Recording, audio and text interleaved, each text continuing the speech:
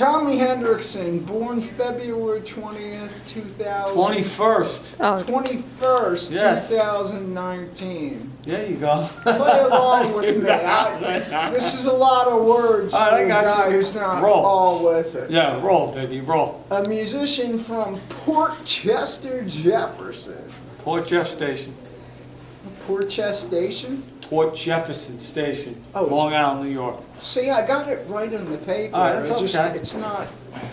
Okay, I'll just chime in when that happens. Okay. You do that. Worked as a singer-songwriter with Alice Cooper, Yeah, Hollywood Vampires, a member of the German band Warlock, das German Bahn, ja. as well as rockers POL, Yeah, and worked as a solo artist. yeah. And you know I was actually a roadie or a tech for Alice Cooper before I, For Ryan. yeah, pretty funny. Hendricksen is also sought after as a singer-songwriter and producer and mixer who has worked with Lady Gaga, Yeah, I did her. Yeah, I worked with her. Meatloaf, Yep, Lou Reed, yep, Hailstorm, yeah. I haven't gotten my gold record from Hailstorm, but that's okay. Meatloaf, Yep, Kesha, yeah, Daltrey, yep. and is currently based out of David Cook too, that's not on the list. There's a bunch of American Idol guys. Zurich. I worked with. Yeah. Switzerland, Yes, I'm out of where Switzerland. he lives with his nice family. Yes, me beautiful wife and me lovely son, Mr. Finn. You got your start in the New York scene with the band Rough Cut, That's right. which featured your brother. Yeah, that's right. On drums and this guy John Roggio on guitar. Okay, you guys put out what, a mini album? Yeah, we did a mini EP. 84. Yep, we did that. It's a thing called Fight for the Right, and we played around the club scene in New York, New Jersey. And then you joined Duro. Yes. I was in a band called Rondinelli too, with Ray Gillen from Right. Badlands. Yeah, Right. yeah. That was a really good Okay, band. I also was on- in the heavy metal band Heaven. You didn't even know that either, huh? No, I don't even know anything about them. Really? You know Heaven? They had in the beginning that was rock and roll. Alan Fry, a singer, he was great. AC/DC wanted him. Really? Yeah, it was with Chris Caffrey from Sabotage and TSO. He Did you never know was bad. that Mark Storrs turned down AC/DC? Yes, Starachi, yes. He said, I thought we'd be bigger. Yeah. Well, I mean, back in the day when that was happening for him, there was like big things Yeah. happening for Crocus. Crocus made a couple great records there. Okay, so you had the 87 Triumph and Agony album, Yes. which went gold. Did Yeah. you ever get your gold album? Yes, I did. I just never got paid for it. And that's for the single All We Are. And Actually, no, what I is didn't it? write anything on All We Are. Float 4 or more, what is it? Force majeure. See, I couldn't even say it either. Yeah, it was force majeure, and that record went gold too. Okay, so German. you stuck That's the record I around didn't get co-writing several songs on Doro Pesch's. Yes. Lost the rights to the name of Doro. Yeah. Was it ever yours? No. Well, that beats that, doesn't Yeah. it? Yeah, which also went gold under the name of Doro. Yes. Eventually, you left, and guitarist John Levin and drummer Bobby Rondelli all left, Rondinelli, yeah. and there was big trouble. Yeah, we got a record deal on Atlantic Records. Yeah. So, With Eric St. Michaels, who's a really good friend of mine, lives in Switzerland. He was the singer at the time. and then you wound up in Burning Rain? Was that with China? Wait, No. Burning Rain, I don't know about that one. Montrose? No, not me. No? No. What are Keys wrong? I think, Wikipedia, I think they were saying Keith St. John, he was a member of Big Trouble, and he sang in Montrose. But they got that wrong because Eric St. Michaels was the original singer of Big Trouble. Who was, Right. And that was Criminal Minds and China too. yes, So now here's one that a lot of people don't know. okay, You moved to LA yes. and you had a brief stint with my boy CC DeVille. Yeah, I did. I drove out to LA with $1,500 and a Camaro that I owned. And at first, I was in a band with Jeff Pilson of Doc. We had a band called War and Peace with Russ Parrish, who was Satchel from Steel Panther, and the late Ricky Parent, who I really miss to this day. Yeah, with Nice Enough. Yeah, cancer got him, which really sucks. I miss that guy. He was like one of my best friends. And that was Needle Park, right? No, that was War and Peace. And no, then, I mean the I'll tell you Needle Park, yeah. So how I got to Needle Park, I was in a band with Jeff. We were playing around with War and Peace, and it just kind of fizzled out. We had a couple things going on, but nothing solid. And then Jeff went back to do docking, and he's like, all right, we'll just get this back at some other time, you know, but it'll pick back up again. And then CC needed a bass player, so that band was CC DeVille, James Kotak from Scorpions, Kelly Hansen from Foreigner, and myself. And that was when CC was, he wasn't in good shape back then. That was like a bad time for CC at that moment, you know what I mean? We had a huge deal on Hollywood Records, and the record never came out, unfortunately. The House of Horrors. Well, you know, I mean, I think everyone has to go through those periods of time. Went from the House of Horrors to the House of Horrors, I think he said. But honestly, it's like CC's in such a better place right now, which is really great, you know? But you learn. And you were in a band with Satchel from Steel Panther? Let me tell you something about Satchel. Russ Parrish is probably, I've played with some really talented guys. He's probably like in the top 3 most talented people I know. He's sickly talented, that kid. Like, he was great when he was 17 years old when he did that fucking punk. You know that? That's cool. He was that good back then. Like, he showed up at Pilson's house, I think he was like 17, something like 18, I don't know, I could be wrong, I probably am. In But, '94, you yeah, took I know. the... Go. No, it's cool, keep it going, I'm good. taken on the alias of Da Skunk, The Skunk, the former punk band. Yeah, POL. So then after that, I was just walking, after I got fired from CC DeVille's band, I got fired. He fired me. I was like, you know what, man? I was like, I'm just going to put a punk band together, because I was like, at that time, it was like 1994. Well, I got fired from CC in 92 and 93, and then it took me like a year or 2 to get a deal. So I was like, you know, I'm going to put a punk band together, because I was living in like a shithole apartment in Hollywood with my buddy Lewis. We had like a milk crate with a sheet over it, and we'd be playing like PlayStation. We had like one plate and no knives, forks. It was just like, and we'd be looking at each other going, but we were happy, you know? And I was like, I'm just going to put a punk band together, and I you know, changed my name to the Skunk, because I had like this white patch and this hair. It was funny, dude. Yeah. So now, do you care? You may not want to give this story. I don't care The about it. Dio story? Oh, Ronnie? Yeah. I could have been in Dio, but you know, it was one of those. I also could have been Joan Jett. You didn't even know that either. Yeah, you told me that one. You know, That she wanted one's me to good. cut my hair, and I didn't do it like an idiot. I was like 18 years old, man. I don't know, you know what I mean? Whatever. Paul O'Neill was like, you idiot. Anyway.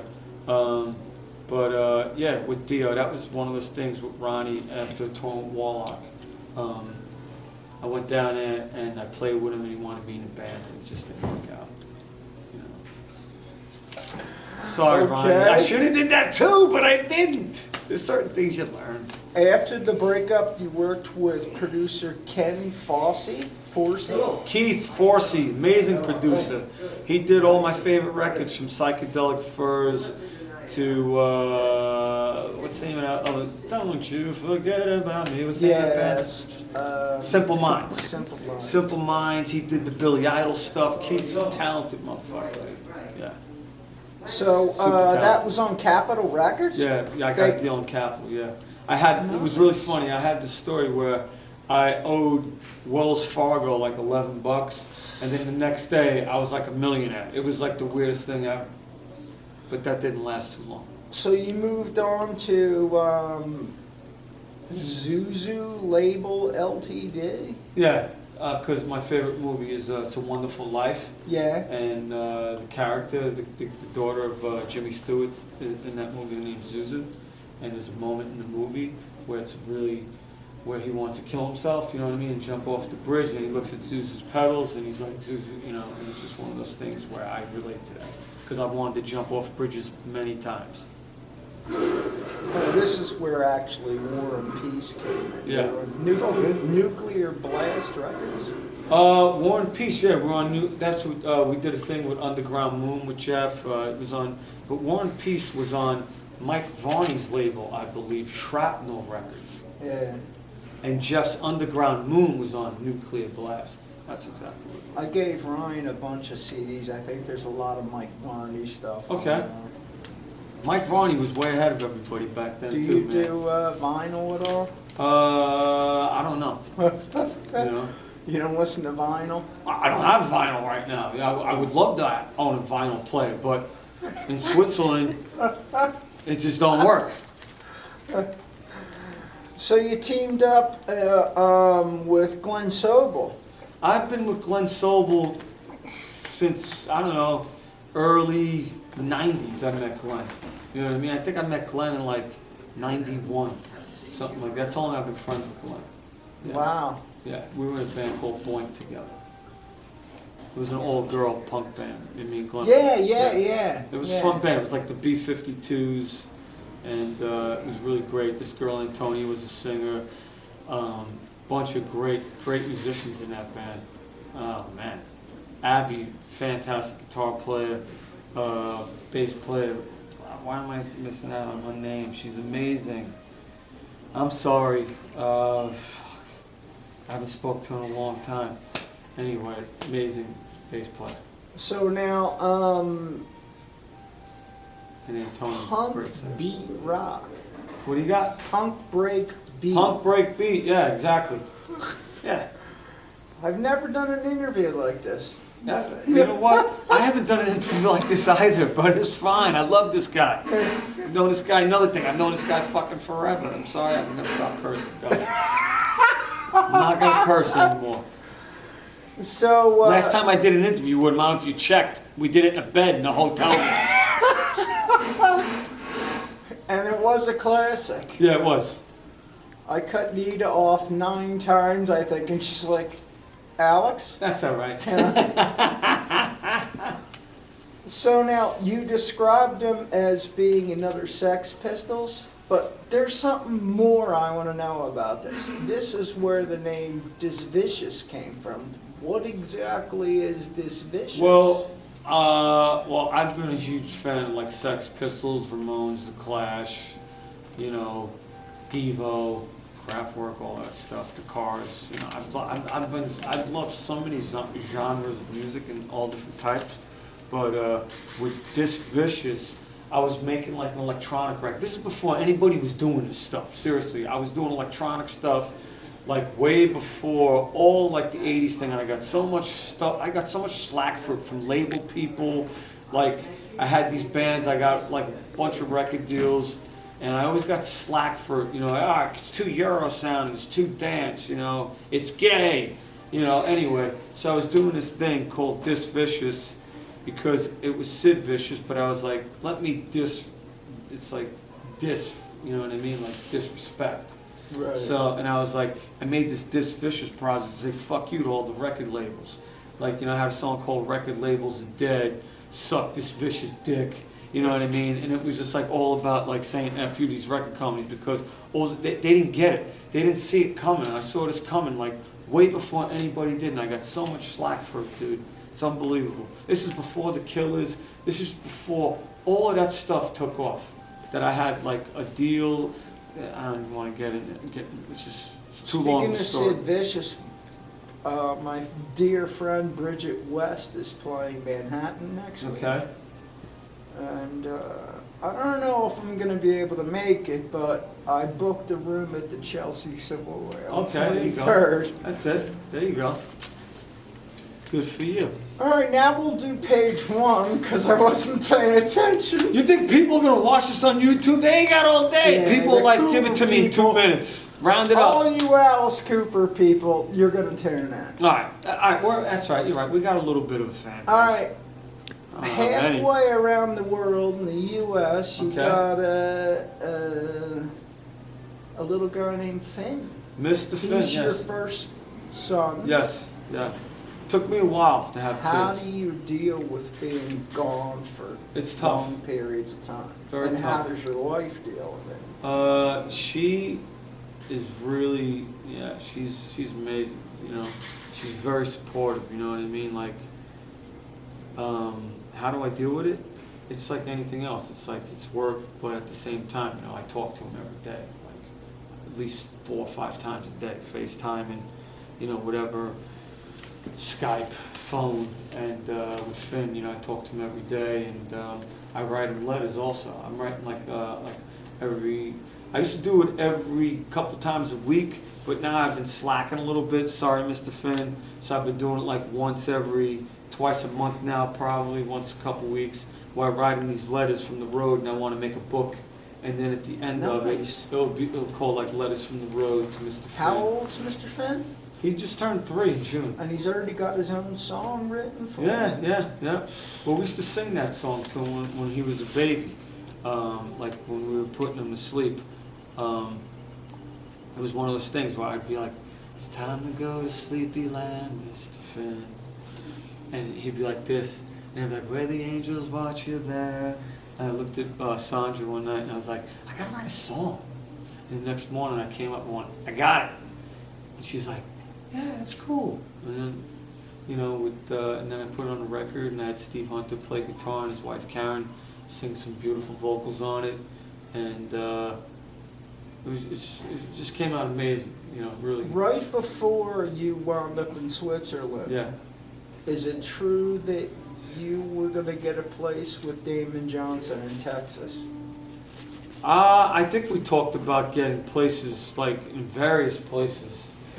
Nashville, Texas, LA. Well, he made it to Nashville. Yeah, yeah. Well, I was in Nashville before him. I was in Nashville before Nashville all of a sudden hit it again. I was down there, like, I forgot, 2009, something like that, yeah. And I was down there for like 3 years, and then I split. I moved back, or 2.5 years, something like that. Yeah. Well, I think the cool thing for aging, shall I say, rock stars, No, that's all right. I got no problem with it, is dude. Franklin. They all moved to Franklin and a little further out. Yeah. Well, you know, I mean, And they tour weekends Yeah. only, you know. Yeah. It's cool, whatever works for people, you know what I mean? I was in Nashville, I really liked it at the time, you know what I mean? I still have a lot of friends down there, but I just preferred like Los Angeles, the weather, over, you know, like the weather in Nashville. Now, I actually really love the weather in Switzerland. It's wonderful weather. Is it?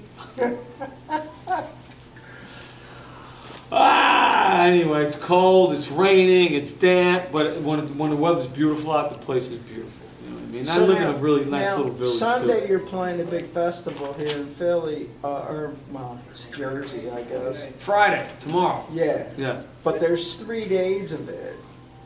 Are you gonna get a chance to No, see we don't get. Hailstorm? No, we don't get. I wanted to play with Twisted Sister. I wanted to be there for Twisted Sister's last gig. Do you But think we're not going to that be able to? D will probably definitely be there? I would. Do I you would. I think would hope so. Hailstorm will come out too? Just Oh. because you're, you know. Well, Lizzie sang with us produced? before with the Vampires and stuff like that. Kid on drums is amazing. Yeah, AJ, he's great, man. RJ's great. The whole Someone band's asked me what she's like in person. I She's a said, wonderful she's, person. She's Steven Tyler with boobs. great. She's wonderful. No, she's a lot cooler than Steven Tyler. Not to disrespect Tyler in any way, but Lizzie's a lot cooler. Right. Okay, I think that covers Even it. though Tyler's cool too. I'm an Joe alien. Perry's cool. When is the follow-up to I'm an Alien? I already have a record that's finished. I finished it like probably 6 and 7 months ago, dude. Where'd you record it? I did it all on the road in the hotel rooms. Oh, sweet. Yeah, and it's already finished. And Now put the mattress really back funny. away I'll from tell the you a funny door. story. My buddy Scotty from Bellyache, he had this whole idea. I was like, "What do you want to call the record?" Because I have a line in the song. I got this song called Punk City, and I have this line in the record called, you know, Rise Johnny from the Dead, you know, No More Rebel Radio, you know. And he's like, "Let's call it Rebel Radio." And he had this whole idea with a boombox, with the thing and whatever and Rebel Radio. And this is 6 months ago. He was finished up the artwork. We're gonna put it out. Next thing you know, Green Day comes out with Revolution Radio and a boombox on it. Swear to God. And I was like, well, you know what? That's pretty cool because, you know, that they did that. Because I was like, at least I know we're on to something cool. Because anything that Green Day does, Billy Joe, I'm into it. You know what I mean? So I was like, all right, cool. Let's think of something else now. So now we're back to the school, you know, drawing board. So now I saw a shot of you in the studio with Mick Mars. Yeah, I was working with Mick. Yeah. Did you write anything with him? We did 3 songs that came out amazing. And we were on the road with Motley, and we were going to do the record. And then great songs, man. I wish I could play the recordings of the ones they did with him. They are so good. You agree with me, he is the most underrated. Underrated. No, guitarist. Mick is phenomenal. He's, you know, it's like Mick's sound, and I told Nicky this, I was like, his sound is a big part of Motley Crue's sound. Mhm. Because the way he plays and the sound of it, the way they tune and all that stuff, even though Motley Crue wouldn't sound like Motley Crue without the whole, like Tommy Lee, you know, Vince Neil and Nicky. But Mick Mars' sound has a lot to do with it, and the stuff that we did sounded so good. But I don't know, and when we got off the road, it just got a little weird, and so he was going to work with Karabi or something like that, and that's the last I heard. But, Yeah, I wish him the best. Daisies. Yeah, and I know he's busy with the Dead Daisies too, Karabi, but I just What wish kind Mick. of singer? Let me tell you something. With Mick though, he's got some great riffs and some great ideas. I just wish him the best. I hope he makes it amazing. What kind of singer do you think Karabi is? Karabi's a bluesy singer. He's got a Tyler vibe to me too. You know what I mean? Like he could do that stuff. Fan? What do you mean? Are you a fan? Of Karabi? Yeah. Absolutely. I like John Karabi. I loved him in the Scream, dude. You know what I mean? And as far as that whole Motley Crue record he did, Hooligan's Holiday is a great song. Yes. That's like, when I hear that song, I go, that song is But great. it shouldn't have been called Motley Crue. Well, just the timing of it. He got, you know, it just sucks the way it was, the way it happened. But you know what? Hey, man. it is You what know, it is. he's doing great right now, and Nicky's doing great with 6 So AM how were and all you? that stuff. How was the Kook band treated on the? Amazing. Amazing. Motley Crue treated Alice and us great. Nicky was in the dressing room every night. It was either Nicky was in our dressing room, we were hanging out. I'd hang out with Nicky, I'd hang out with Mick.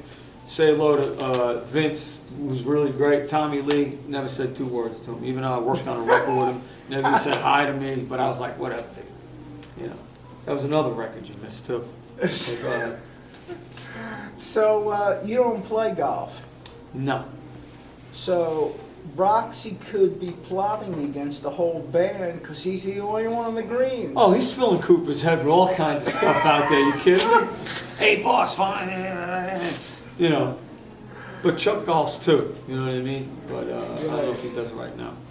So how are the sets different and the show different for Hollywood Vampires as to Alice? It's a different band. It's different everything, man. With the Yet there is a large portion of Alice songs. Well, the thing is, the Hollywood Vampires first started out where we were going to make this record. It was going to be a covers record and stuff like that, and then it just turned into this other thing.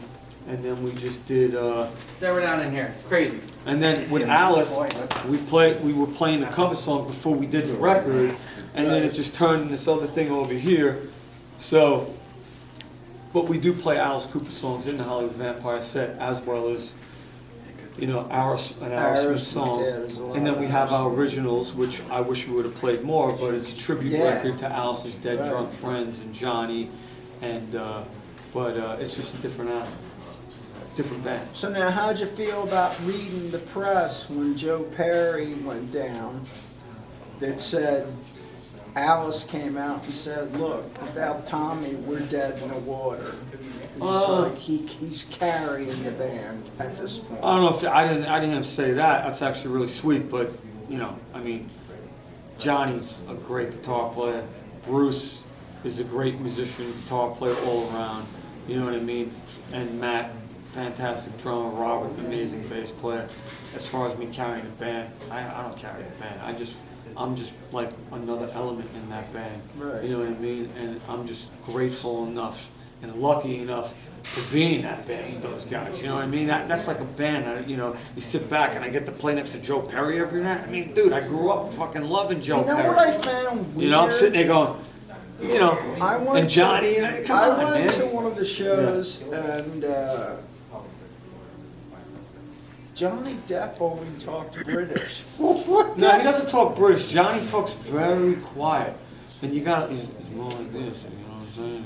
He kind of talks like this, brother. Yeah, man. So you really got to listen. Like sometimes I got to be like that. And and let me tell you something. That guy's the most generous human being I ever met in my life. He's fucking, I said I wasn't going to curse, but he's such a great person. And I'm not just saying that. Believe me. You know what I mean? Like he really is like that. You know what I mean? Anyway. And I got nothing but respect and love for that guy. Okay, you make a lot out of a little with Instagram. Yeah. Is that just killing time, or is there something behind this? You know what? When I was a kid, I always wanted to watch what was happening behind the scenes, like backstage. Like when I met David Lee Roth and I waited for him at the hotel in Hempstead when they played the Coliseum, and I was sitting there waiting at the hotel for him when he came in, and I always wanted to know what was going on. You know what I mean? Never forget it. My buddy Ralph sitting there, he goes, "So Dave, you guys gonna party tonight?" And Dave turns around and looks at him and he goes, "Does Howdy Doody have wooden balls?" And I'll never forget that. And I was like, it was just funny though. But I always wanted to see what was always going on backstage. So I figured if I have this opportunity to make some stupid videos, Right. You know what I mean? And why do they all end with Glenn on his phone? Because Glenn is he's either playing drums or on his phone or reading. You know what I mean? And Glenn's a good sport about it. Even though I just love yelling Glenn. Funny. He's a great sport, and I love Glenn. So and I love the and walks. I bust his balls a lot. I know that. I but love it's out the of love. walks down the hallway to see what Need is doing. Yes, yeah. And I gotta say, some of the spread backstage is not all it should be.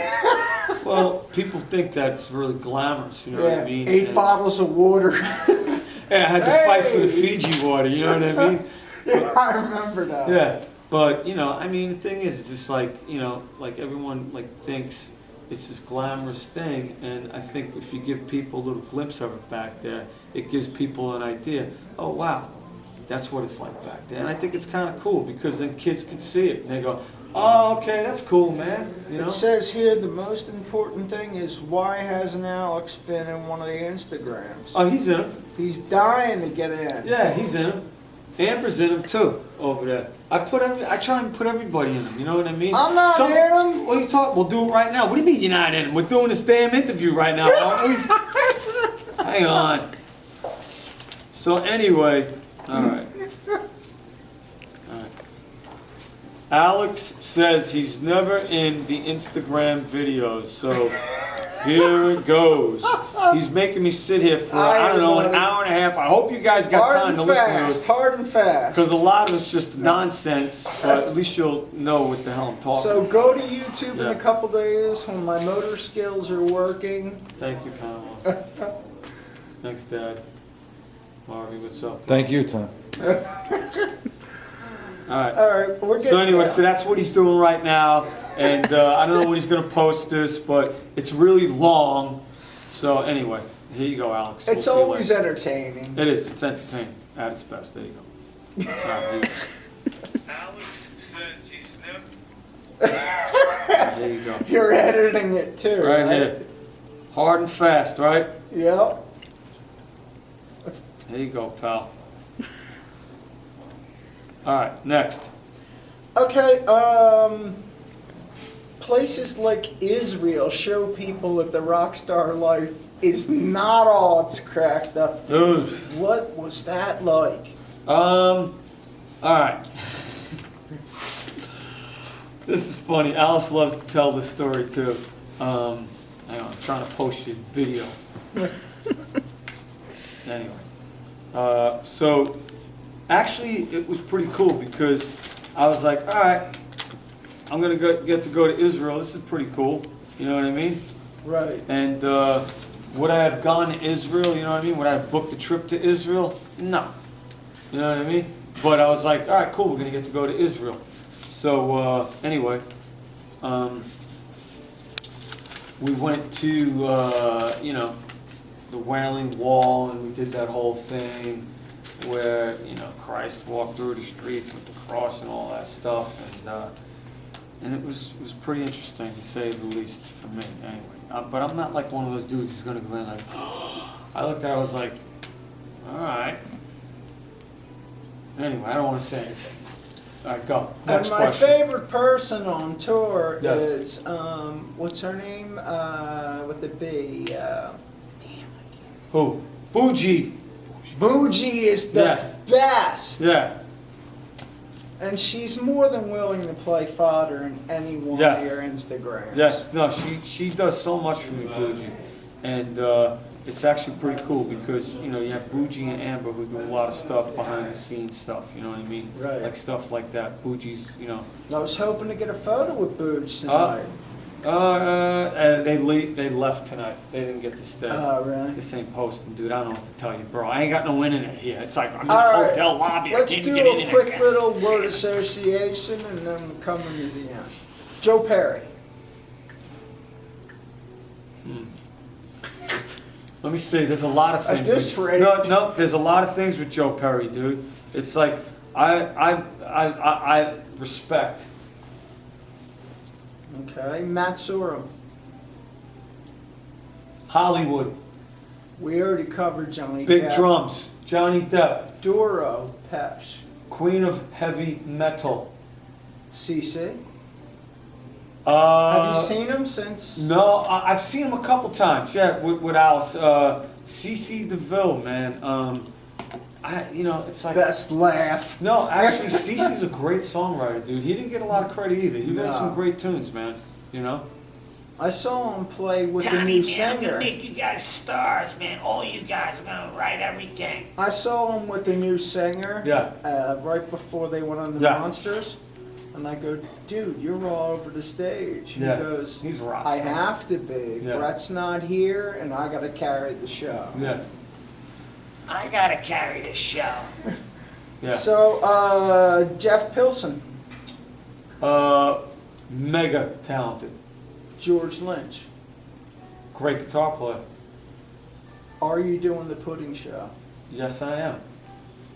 Who are you most excited to see of who's been announced so far? Let's see. Alice Cooper, Johnny Depp, Joe Perry.